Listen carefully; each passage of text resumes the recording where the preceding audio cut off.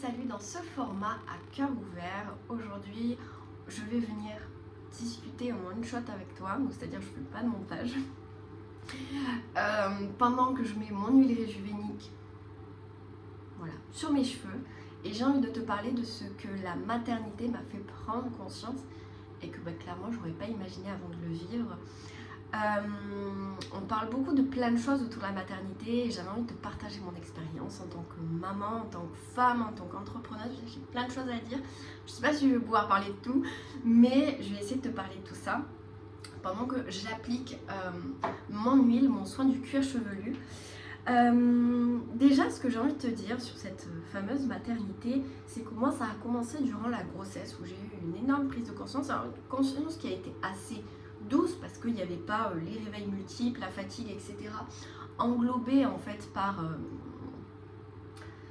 la maternité et l'arrivée d'un nouveau-né, mes cheveux de lionne qui ont besoin de mon soin. C'est que je me suis rendu compte que j'avais peur. Pourtant j'étais entrepreneuse depuis des années, je pensais faire en fait des choses qui étaient en alignement avec mes rêves, avec ce que je voulais. Et en fait je me suis rendu compte que j'étais rentrée dans une zone de confort, que j'étais rentrée dans quelque chose qui était confortable. Et que finalement, il y avait plein de choses que j'avais envie de faire et que je procrastinais à faire. Et que finalement, je ne réalisais pas vraiment mes rêves. Et que même si j'aimais ce que je faisais, il y avait quelque chose qui ne matchait plus. Et c'est peut-être pour ça que mon entreprise commençait à se casser la gueule d'ailleurs. Je ne sais pas, mais je me suis rendu compte que j'avais extrêmement peur, que j'étais dans la peur d'être exprimée, la peur d'être vue. En fait, j'avais envie d'être invisible, j'avais envie de gagner de l'argent, mais pas trop non plus, parce que je voulais pas trop qu'on me connaisse, parce que je voulais pas trop qu'on vienne m'embêter, parce que je voulais beaucoup de temps disponible. Et je me suis rendu compte que je m'auto-sabotais énormément. Et quand j'ai été enceinte, en fait, je me suis rendu compte que si je voulais offrir à mon fils la croyance profonde qu'il avait du potentiel, qu'il pouvait croire en ses rêves, qu'il pouvait réaliser ses projets, qu'il pouvait être qui il voulait, il fallait que je me l'autorise. Qu'en fait j'aurais beau lui dire, même si je lui aurais donné confiance en lui, j'espère lui donner confiance en lui, que j'ai des bonnes affirmations, que je le mets dans un univers de confiance. S'il voit que sa mère, elle, est pétrie par ses peurs, il va évidemment hériter de ça, même s'il vaut mieux essayer de lui donner confiance et avoir ses blessures que rien faire du tout. Mais je savais qu'en fait, je prenais conscience que la plus belle chose que je pouvais lui offrir, c'était un modèle vrai. Et pas juste des mots et pas juste un discours. Et ça a été la plus grosse claque. Ça a été ok. En fait, une des choses qui est le plus important pour moi en tant que mère, c'est de permettre à mon fils d'être qui il veut être et de réaliser ses rêves, peu importe lesquels ils seront. Et je savais qu'en fait, c'était en moi réalisant les miens que je pourrais lui montrer et être aussi légitime de lui dire tu peux y arriver. Et ça a été une des plus grosses prises de conscience. Et ça paraît un peu bête dit comme ça parce que ça peut être un peu cucul à praline, mais en fait ça a été hyper fort parce que je me suis rendu compte à quel point je m'étais laissé tomber, à quel point j'avais laissé tomber la petite fille en moi, la petite fille qui rêvait, la petite fille qui voulait voyager, la petite fille qui voulait prendre soin d'elle, parce que évidemment du coup j'étais dans une dynamique où je voulais pas beaucoup d'argent, donc évidemment je prenais pas trop soin de moi parce que j'avais pas les moyens, etc. Et ça a été une grosse prise de conscience parce que je me suis dit mais en fait le mode de vie que tu as, ce que tu t'autorises, pas du tout ce que tu veux prôner à ton enfant. Et je me suis rendu compte à quel point en fait je m'autorisais peu de choses, à quel point même si j'avais travaillé sur beaucoup de choses à l'intérieur de moi, finalement j'avais le sentiment de mériter peu de choses. Ça a été super fort. Alors en fait là ce que je fais, je prends juste le temps de vous expliquer, c'est donc une huile qui va être un soin pour mon cuir chevelu parce qu'en fait ton cuir chevelu il abrite donc les bulbes de tes cheveux qui est donc la partie, la racine en fait de tes cheveux qui est dans ton crâne, qui est la seule partie vivante de tes cheveux. Après tes cheveux ils sont morts. Et donc en fait quand eux ils sont en bonne santé, du coup tes cheveux sont en bonne santé, tes cheveux sont beaucoup plus beaux, plus brillants, plus doux, si tu as les cheveux bouclés, tes boucles elles sont beaucoup plus définies. Voilà, tout va mieux en fait. C'est un peu le chef d'orchestre de tes cheveux. En fait, appliquer les choses que sur ces longueurs, c'est juste passager. Ça ne répare pas le fond du problème. Donc en fait, ce soin du cuir chevelu il permet de réguler en fait le pH de ton cuir chevelu. Si tu as des problèmes par exemple de cuir chevelu gras, c'est-à-dire si tes cheveux ils regressent au bout de 2-3 jours, ou au contraire de sécheresse avec des pellicules ou de la peau qui tombe, que c'est beaucoup trop sec pour toi, ou de chute de cheveux. En fait, cette huile elle permet donc de réguler le pH, mais elle permet aussi d'apporter les nutriments et les antioxydants dont tes cheveux ont besoin pour qu'ils soient beaux, pour qu'ils soient doux, pour qu'ils soient en bonne santé. Ok, en bonne santé, c'est pas vraiment, le mot c'est pas la santé, mais en tout cas qu'ils soient beaux et qu'ils soient brillants, qu'ils soient doux, etc. Donc, et ça c'est vraiment la base de toutes les routines capillaires que je recommande. Alors ensuite, donc évidemment, suite à ça, je me rends compte que je réalise pas vraiment mes rêves, qu'en fait je suis souvent dans la procrastination, qu'en fait je pense ne pas avoir le temps, mais en fait je manque énormément d'organisation, de structure, etc. Et en fait du coup quand je deviens mère et que je reprends l'entrepreneuriat à travers mon acte notamment, je découvre l'organisation et en fait je me rends compte à quel point je faisais pas grand chose et que je perdais énormément de temps sur des petites choses. Et là, comme en fait j'avais juste le temps de la sieste de mon fils, en fait la question elle se posait pas, je faisais les choses en voilà, un post je pouvais l'écrire en un quart d'heure, alors qu'avant je pouvais mettre 1h30, faire des recherches. En fait je perdais du temps pour rien et pour le même résultat. Ensuite, j'ai envie de dire le côté, j'ai envie de dire plus intérieur, vraiment ce que l'accouchement et l'allaitement m'ont permis de comprendre pour moi, c'est la force qui m'animait. J'ai pas du tout vécu l'accouchement que je voulais avoir.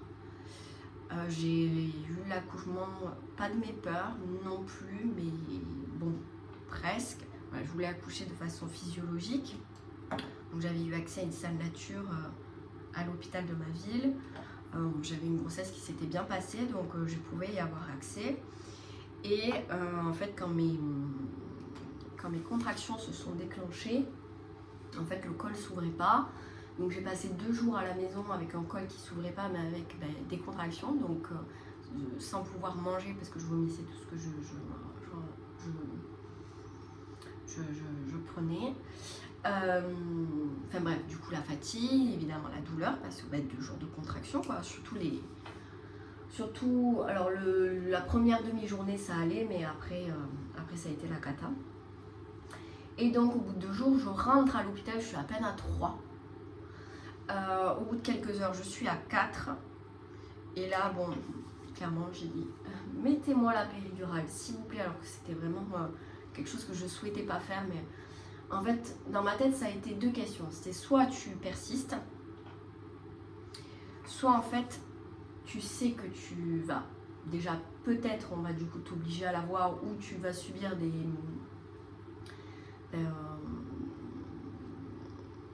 certaines pratiques pour essayer d'accélérer le travail, et du coup, tu n'auras pas la péridurale, donc tu vas douiller. Mais aussi, c'est que si tu arrives à accoucher de façon physiologique, quand tu vas avoir ton enfant, tu vas être tellement épuisé. Sauf que quand l'enfant accouche, il faut démarrer quelque chose d'autre. Ça s'appelle l'allaitement. Enfin, moi, c'était mon souhait. Et je savais que l'allaitement, c'était vraiment, vraiment, vraiment quelque chose qui était... voilà. Je voulais absolument allaiter. Et du coup, j'ai préféré prendre la péridurale, pouvoir me reposer et pouvoir être, entre guillemets, en forme pour allaiter mon enfant. Évidemment, il y a eu complications, on m'a fait décollement de je sais plus trop quoi, la poche des os, enfin bon, tout y est passé. J'ai failli, à un moment donné, on m'a parlé de péridurale, et finalement mon fils est né par voie basse, et j'ai pu pousser et ressentir des choses. Alors pas évidemment autant qu'une femme sans péridurale bien sûr, mais j'avais arrêté de me la procurer 1 heure avant, je crois, pour pouvoir ressentir. J'ai pu pousser, donc ça c'était vraiment un super truc. Et après il s'est enchaîné sur l'allaitement qui a été méga compliqué. On est passé par plein de phases, on est même passé par une phase bibi en grande majorité, et j'ai réussi parce que mon fils avait un frein de langue, donc très compliqué. Le premier mois était atroce, je pleurais à chaque fois que je venais la tétée, et on a pu allaiter, et je peux vous dire mon fils a 18 mois et qui tète toujours, donc c'était vraiment un succès. Donc voilà, ça a été, pour vous donner un peu une image, mais ça a été très dur. Et surtout en fait, ce qui a été super dur, outre mon chéri qui a été absolument merveilleux, durant l'accouchement, durant les premières semaines d'allaitement, il était...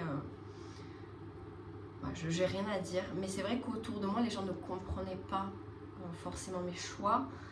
Autour de moi, les personnes, les femmes, il y en avait certaines évidemment, mais en grande majorité autour de moi, dans ma famille, les gens n'allaitent pas, ou pas autant, ou pas avec autant de conviction, mais alors surtout pas d'accouchement naturel.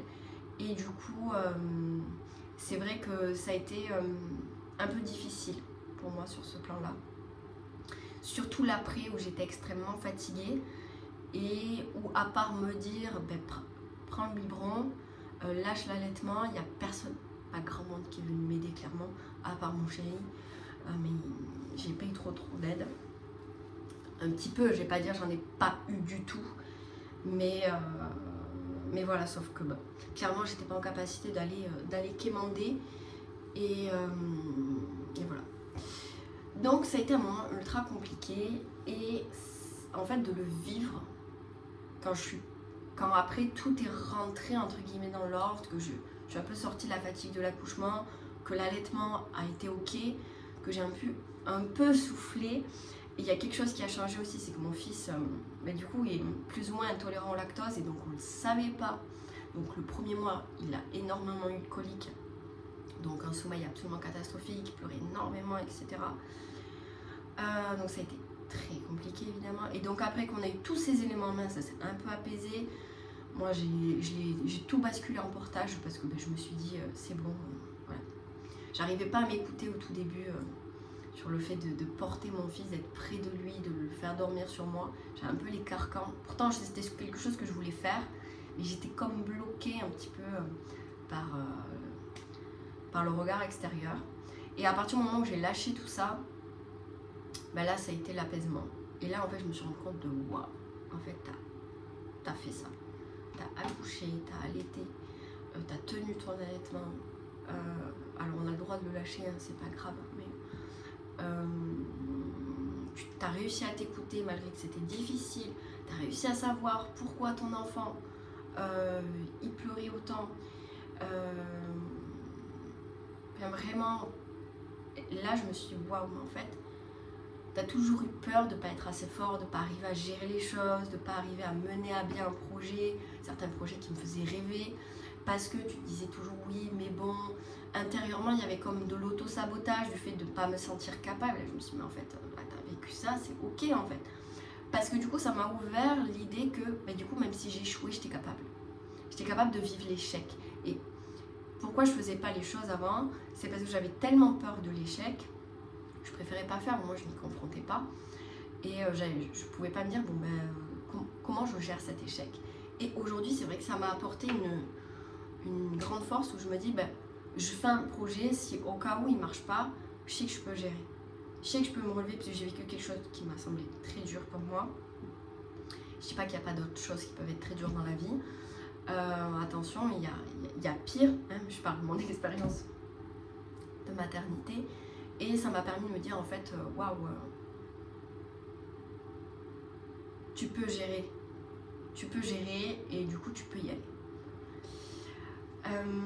Également, ce que m'a révélé sur moi-même la maternité, c'est que quand je disais à mes clientes qui venaient d'être maman ou qui étaient en postpartum, mais si ma chérie, t'as un quart d'heure pour prendre soin de toi, tu peux le laisser à papa. Excusez-moi mesdames, je me rendais pas compte. Je me rendais pas compte que ça pouvait être compliqué de laisser un enfant à papa. Je me rendais pas compte de plein de choses. Et clairement quand je l'ai vécu, je me suis dit waouh, Et moi je comprenais pas, et évidemment tant qu'on vit pas les choses, on ne comprend pas. Et on n'a clairement pas tous les mêmes journées, on n'a pas tous les mêmes 24 heures. Et en tant que maman, il y a des choses qui se passent et c'est comme ça, quoi. Et ça, vraiment, je m'en suis tellement voulu. Alors après, j'ai jamais été du genre à secouer ou à donner des coups de pied au cul, mais je disais toujours, mais si, tu peux trouver un moment. Alors évidemment, des fois, elles arrivaient à trouver des moments, c'est pas la question qu'elles n'y arrivaient pas, mais... et qu'on peut pas y arriver de trouver des moments quand on est maman. Mais c'est vrai que je me suis rendu compte que des fois, je pouvais comprendre pourquoi des femmes mettaient longtemps à faire mes programmes ou juste écouter une simple méditation, parce que oui, c'est pas si simple que ça en fait.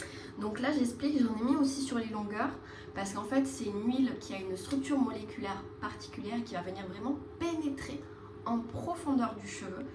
C'est une huile avec la structure moléculaire la plus fine au monde et qui va permettre vraiment en fait, de nourrir les 3 couches du cheveu et du coup de vraiment déployer l'hydratation du cheveu. Donc c'est un traitement d'hydratation profonde. Et donc là je vais le laisser 15-30 minutes max, parce qu'en fait si tu laisses une huile sur ton cuir chevelu plus de 30 minutes, ça va, si notamment tu le laisses toute la nuit, je t'invite à arrêter cette pratique de suite. Ça étouffe ton cuir chevelu, ça lui fait du mal et ça peut à long terme te générer de la chute de cheveux. Donc vraiment ça c'est une pratique à proscrire. Évidemment moi ça m'arrive de me rater d'un quart d'heure, 20 minutes, parce que je suis maman et que là je fais ma routine capillaire toute seule, mais des fois c'est pas le cas. Donc voilà. Et la dernière chose que j'ai découvert sur moi-même durant cette maternité, que je découvre encore aujourd'hui, c'est que je pensais que j'allais être une maman qui aurait aimé garder 7 jours sur 7 son enfant jusqu'à 3 ans, voire jusqu'à ses 5 ans et faire l'école à la maison. Et je me suis rendu compte que non. Et ça a été douloureux parce qu'en fait j'avais une image un peu parfaite de la mère qui était totalement dévouée à son enfant, qui l'éduquait, qui l'enseignait. Et j'adorais regarder des vidéos YouTube de femmes qui faisaient ça sur Insta. C'était un peu c'était un idéal, vraiment un idéal pour moi, une image parfaite de la mère parfaite. Et je me suis rendu compte que c'était pas moi. Alors j'ai quand même gardé mon fils 18 mois, 7 jours sur 7, 24/24, 17 mois, parce qu'après il est allé une matinée chez la nounou et maintenant il y va 2 jours et demi, ce qui n'est pas non plus énorme en soi, mais je pensais pas le faire. Et je pensais lui faire l'école à la maison. Et aujourd'hui, je sais pas. L'école à la maison, c'est vraiment quelque chose... De toute façon, en France, on est vachement restreint, donc je sais pas trop comment ça pourrait se passer. Mais j'avais vraiment cette image-là et en fait, je me suis rendu compte que j'avais besoin d'espace. Pas d'espace parce que j'avais pas envie d'être avec mon fils, mais d'espace pour mes projets. Je suis quelqu'un de très créative. J'ai besoin de temps d'introspection, j'ai besoin de temps seul. Je suis un peu solitaire, on va pas se mentir, je suis pas la personne qui ait une vie sociale la plus intense au monde. Et j'avais besoin de ces espaces-là et en fait je me rends compte que quand je retrouve du coup mon fils, là je suis vraiment en totale connexion avec lui. Alors que les derniers temps, pas que je l'étais jamais, mais j'avais beaucoup de frustration. Et je culpabilisais d'avoir cette frustration, mais je me suis rendu compte que oui, je suis une femme qui aime aussi être entrepreneuse et que ça fait partie de moi et ça fait pas de moi une mauvaise mère et que ça fait aussi partie de mes valeurs, de mon pourquoi et que le tout c'était que j'offre le meilleur de moi. Voilà, je crois que c'est ce qui est important en tant que mère, en tant que parent, c'est d'offrir le meilleur de nous. D'accepter aussi certaines facettes qui sont pas forcément faciles, comme là de se dire ouais, je correspond peut-être pas à l'idéal de la mère que je me disais, mais c'est pas pour autant que je suis une mauvaise mère. Et parce que quand je suis avec lui, je corresponds à mes valeurs, à ce que je suis, mais du coup ça me permet plein de choses qui sont vraiment fortes. Et je pense qu'en tant que parent, en plus je trouve aujourd'hui qu'il y a beaucoup de culpabilité vis-à-vis des parents. Alors moi je suis vraiment dans une dynamique d'éducation bienveillante évidemment, d'accompagnement émotionnel, de par mon métier ça semble logique, mais d'accompagnement émotionnel, de l'aider à aller vers ses intérêts.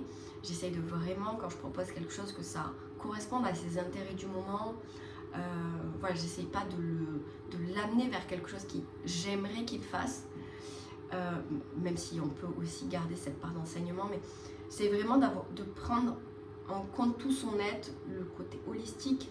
J'aime évidemment beaucoup d'éducation alternative, mais je suis pas dans l'extrême. Et je suis beaucoup de comptes en fait sur voilà, l'éducation bienveillante, etc. Et en fait, je trouve qu'il y a beaucoup de culpabilité parfois des parents. Alors que on reste humain avec aussi nos faiblesses, nos peurs. Et je me rappelle d'un truc, je vais juste terminer là-dessus, où j'avais vu un post où il fallait pas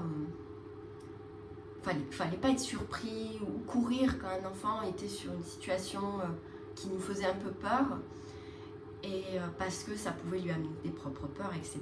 Bon, je pense que je suis assez flex. Je vois par rapport à d'autres parents, je suis assez flex sur le côté tu cours partout, tu sautes partout et tout ça, parce qu'on vit en campagne, donc vraiment il vagabonde dans les vignes de machin. Je suis à côté bien sûr, mais voilà, je crois qu'il explore pas mal son corps. Mais des fois je trouve ça un peu facile, parce qu'on a évidemment nos peurs aussi qui viennent, et qu'on le fait pas mal, on le fait pas pour parce qu'on est des vilains parents, mais juste parce qu'on réagit sur la peur. Et ok, c'est peut-être pas la meilleure des manières parfois, mais c'est aussi ok. Voilà. Et je pense qu'il faut choisir ses batailles. Clairement, en tant que parent, il faut choisir ses batailles. Et comme on dit, on a des principes, et puis après on est parents et on apprend. C'est aussi ce que j'ai appris, clairement. Mais ça, je pense que c'est tous les parents. Voilà pour cette vidéo. À bientôt. Ah oui, on est en one shot. J'étais en train de me poser la question, est-ce que j'allais faire un montage pour ce moment particulier? Mais du coup, ce que j'ai envie de te dire, c'est partage-moi toi si t'es papa ou si t'es maman. Peut-être les choses qui t'ont le plus marqué dans ce que t'as amené ta maternité. Peut-être qu'il y a des choses qui résonnent avec mon histoire. Et n'hésite pas à me le partager en commentaire. Moi j'adore voilà, échanger avec vous et apprendre aussi à vous connaître. Et voilà. Donc maintenant je te souhaite vraiment au revoir. On a dit c'était du one shot.